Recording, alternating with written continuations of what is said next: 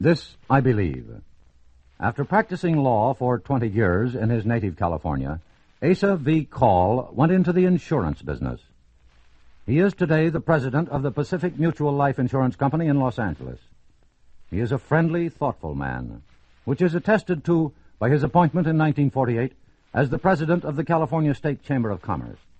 This is Asa Call's creed.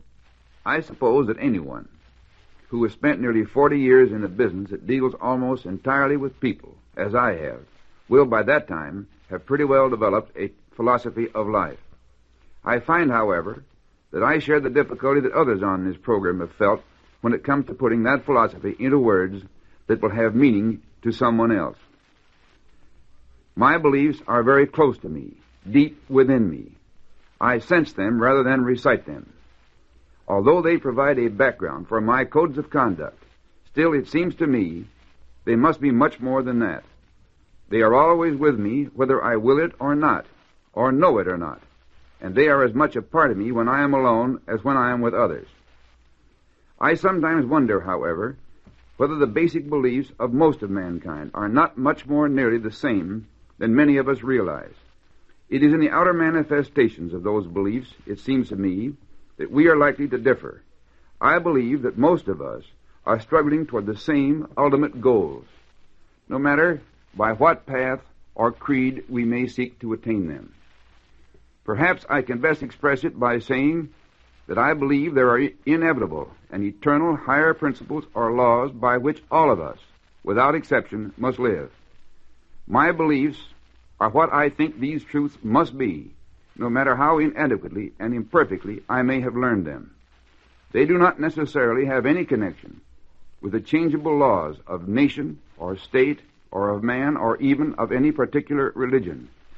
They are the immutable laws of nature or of God, by whatever name or term we may be taught to think of them in the cultures in which we live. I believe that these moral or spiritual laws are just as inexorable as any of the physical or scientific laws. When I attempt to defy them, the results are just as certain. I know what happens when I challenge the purely physical laws. If I touch a hot stove, I know I will be burned. If I walk off a cliff, I know I will fall.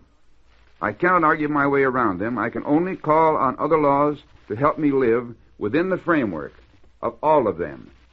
The vital point, I believe, is what I must do to obey these laws or pay the price. If I burn myself or fall from a cliff, my punishment is not the conscious and deliberate personal vengeance of the gods of those forces against me.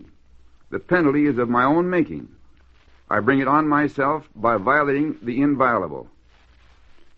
I believe the spiritual laws, too, can neither be ignored nor repudiated without the payment of the price.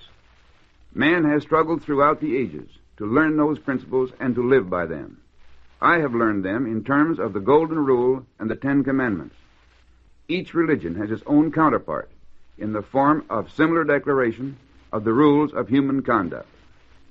I believe, in conclusion, that it is of relatively small importance whether I worship in one church or another, in one way or another, or in one tongue or another.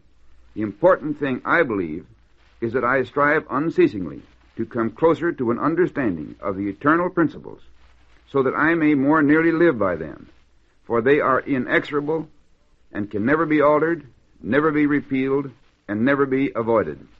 That was Asa V. Call, insurance executive, an attorney from the Golden State of California.